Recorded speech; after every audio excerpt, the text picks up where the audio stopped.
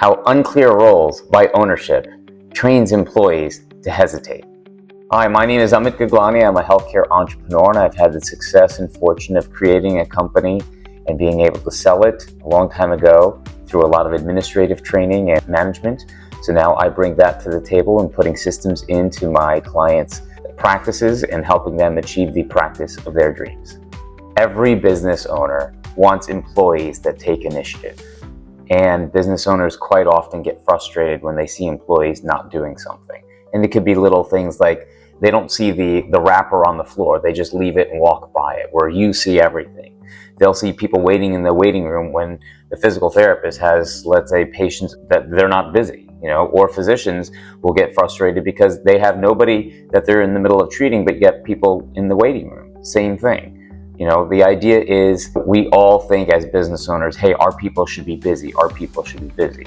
So why does that happen? And often it's poor leadership. It's unclear roles that are defined.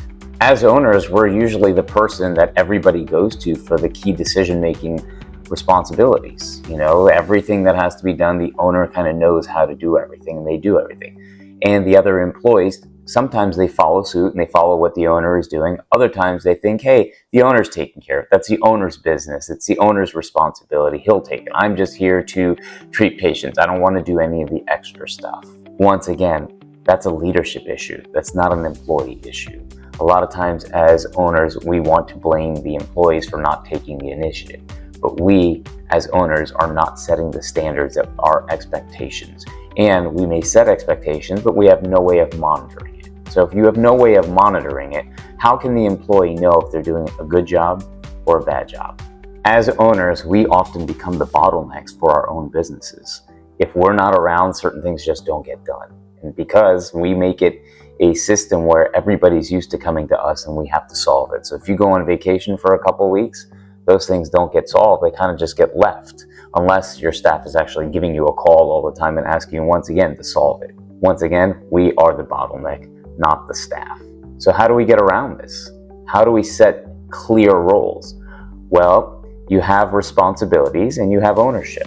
How do we get the therapist or the employees to think like an owner? The truth is they never think like an owner, and it's an unrealistic expectation. What is realistic is having a clearly defined role. They have to know what is their responsibility. And I don't mean by what are the tasks that they have to do in their job. What is their clear responsibility? What is their role? In one sentence or two sentences, who is owning what? That's the first thing. Who is owning what?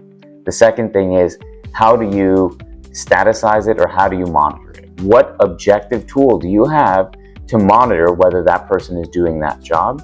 And the third thing is, what authority does that person have that they can take initiative without having to come to you as the owner? If you do those three things with employees with different areas of responsibility, people own that responsibility. They know what they have to do, they know how they're being monitored, and they know what their parameters are on solving those things. Once you've defined who owns what, now you have true accountability.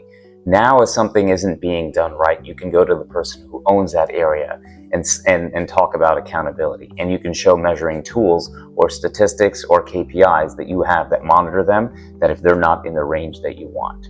This gives clear direction, and it helps you set up a management structure where certain responsibilities can be taken off your plate so you're not responsible for everything. So once we all know who owns what, it becomes easy to follow up. Final thoughts on the topic. If your team seems hesitant to make decisions or to take responsibility, it's not your team most of the time. It's actually the leadership.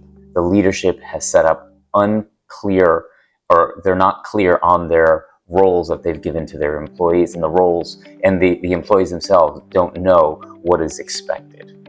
So take a look at your systems and see what you have actually set up that you want them to play around in. Okay, and then give them that responsibility and then allow them some authority to take that responsibility. They may come across some situation that they don't know how to handle. Allow them with open arms to come to you and help problem solve that. If you do this time and time again, what you'll see is people taking ownership, people taking responsibility of that role, and you have a clear way of actually monitoring it. Therefore, you get less on your plate and you're handing over the reins of small things here and there, and what you have is a practice that continues to then grow because you are handing off responsibilities, and people love being part of something that is growing. My name is Amit Gaglani. I'm a healthcare entrepreneur, and I help practice owners create the practice of their dreams. If you're looking for ways to set up systems in your practice so you can achieve the practice of your dreams, then contact me, Amit Gaglani.